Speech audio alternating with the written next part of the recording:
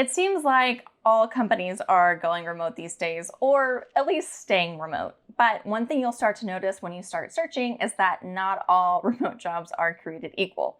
So today I'm covering 3 things for you to do or pay attention to in your remote job search so that you can actually work from anywhere. And be sure to stick around because I'll let you know how you can get access to a list of 80 plus remote companies hiring. Hi, I'm Taylor Gill, a remote work and travel coach, teaching young professionals how to work anywhere and live everywhere. And today I'm sharing with you 3 tips for your remote job search. Tip number 1 is to double check what kind of remote it is. So a lot of times it's remote with a caveat or a little asterisk. So it'll say remote US, remote Canada, remote UK, or something like that.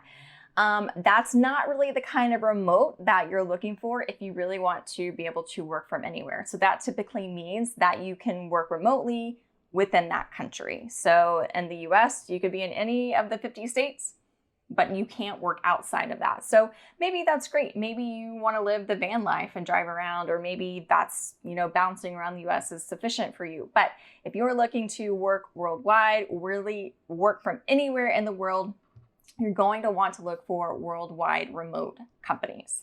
You also want to pay attention to the job description. So depending on the role, they might actually require you to be available for certain time zones. So you can say you can work from anywhere, but you need to be available for 9 to 5 Pacific time. So that pretty much is going to sire you to like the Americas time zones, which is still, quite a few countries that you could work from.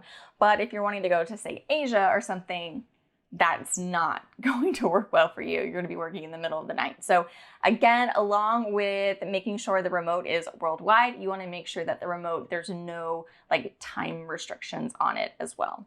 The next thing you want to do after you find a role that you really like is you want to research the company. So usually on that About Us page or even the front of the careers page, it'll kind of describe their values and their vision and their goals. So you want to look for words like remote, virtual, 100% remote, 100% distributed.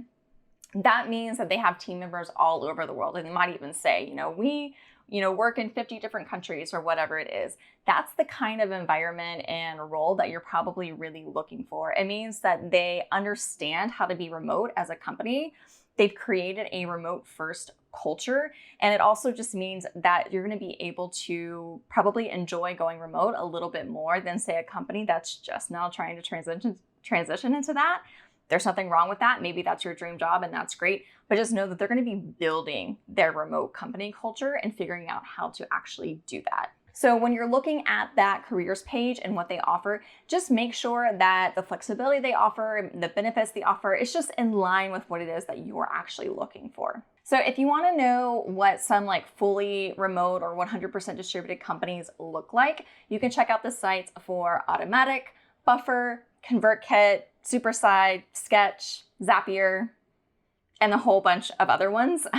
If you want to know more companies that are actually remote that you could apply to, be sure to get my course, Finally Fully Remote. I'll put the link down in the description. I have a list of over 80 plus remote companies in there that are currently hiring. So that is a great option if this is the route that you are looking to take.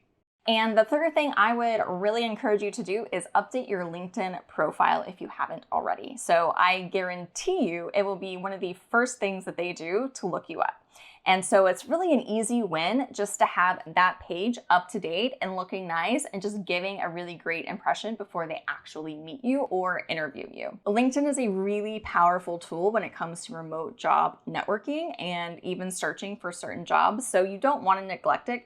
You don't want to spend all your time there, but you definitely want to give it a little bit of attention. So I actually have a full video on walking you through how to update your LinkedIn profile, but a few of the things that you want to pay attention to are having a nice updated professional-esque photo, making sure that your headline describes what you do and who you serve, that your about section is updated. It doesn't have to be super long, but you want to make sure that it's updated and reflective of your current career experience. It's also a really good place to put in a lot of keywords. Make sure that your experience, again, is up to date looks nice and is formatted, just like your resume, you don't actually want to put everything on your LinkedIn experience page. So if there's something that you did in like high school and you're 20 years removed from high school, you probably don't need that on your experience page anymore, right? So just kind of go through and take out the stuff that isn't really necessary. And for some bonus updates, you can focus on the skills section down below, the recommendation section, if you can get people to write you recommendations, and just generally like making sure that your LinkedIn profile looks nice. Okay, so those are my top tips when you are doing your remote job search. Again, if you are interested in getting more remote job tips, including that list of companies currently hiring, be sure to check out my course, Finally Fully Remote. I hope you enjoyed today's video and tutorial, and if you would like more, be sure to subscribe so that you don't miss the next publication. I am Traveling Taylor, and I will see you next week.